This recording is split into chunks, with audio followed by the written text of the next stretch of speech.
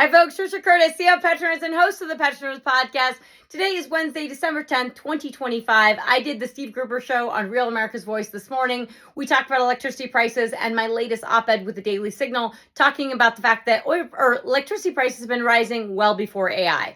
So started out with this morning, and then we've had the Fed cut interest rates today. Now, oil prices were selling off ahead of the Fed cutting rates. We also saw some little volatility in the market. We've seen the stock market rip today. Oil prices have come back up. We saw 57 handle. We're now looking at kissing $59 a barrel. I think we're going to see 60. And the big reasons on that is that, one, it's been way oversold, but two is that you had, the U.S. seized a Venezuelan oil tanker. I think that I've long said this, that we're not appropriately pricing in geopolitical risk. At a minimum, we should be around $65 a barrel. Yes, we have a lot of oil in the water. Yes, we have a lot of production. The U.S. is producing 13.84 million barrels per day as of September. Really, really high numbers, way higher than anyone globally or outside of the U.S. was expecting. But all that being said, we still have a lot going on within Russia, right? We have a lot going on within Ukraine. And so Ukraine has actually attacked, this is, I think, the fourth vessel that they just attacked. It's an empty crude oil vessel that they have hit.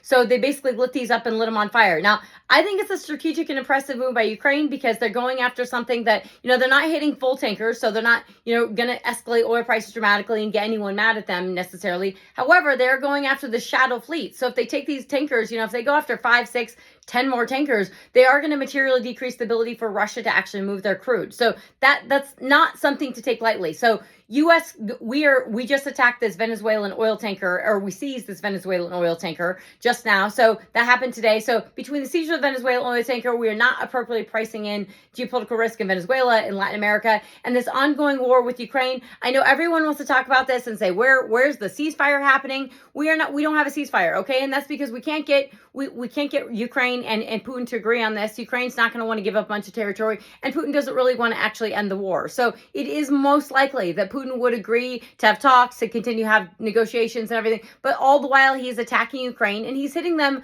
on energy. So really, really importantly, folks, is that if you're looking at Russians' attacks on Ukraine, they're hitting them on energy infrastructure. They want to hit power generation. They want to knock at their ability to want to make and produce drones, and they want to knock at their ability to just turn the lights on and heat their homes during this winter. They want to impact the morale so that they stop fighting. And the Ukrainians are going after these Russian crude tankers, and they're going after infrastructure, importantly. They're still going after refineries. Up to 40% of Russian refineries have been hit at one point or another. Now, those come back online relatively quickly, but just really importantly of why I don't think the market is appropriately pricing in risk. I do think we have plenty of supply. I don't think we should go to $85 a barrel, but we should absolutely be closer to 65. So with all that, folks, we also have nat gas prices. They have come off their high. They were well above $5 in MCF. We are seeing material impacts to U.S. increasing LNG exports.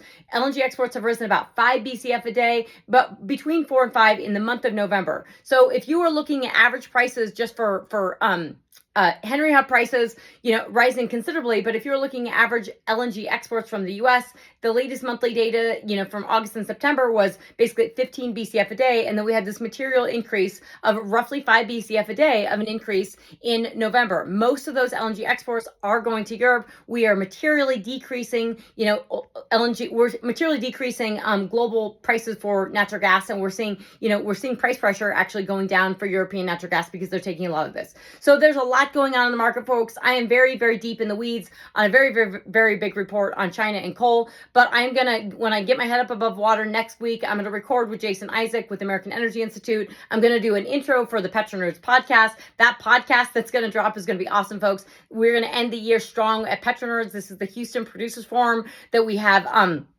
We have the CEO of Liberty, we have the CEO of Navanti, and we have the CEO of Rockcliffe, all in this panel for the Houston Producers Forum. That's going to drop next week. So super important. Get up to speed now because I did a super deep dive and introduction on the latest Petroners podcast, episode 146. This is the latest and last keynote I did with Whitley Penn in Houston. This is a complete deep dive on the market. If you want to understand what's going on with China, what's going on with Trump, and what's going on with the negative pressure and sentiment we've seen all year in oil prices, this is the podcast for you. So thank you guys so much for listening, and I'll talk to you soon, folks. Bye.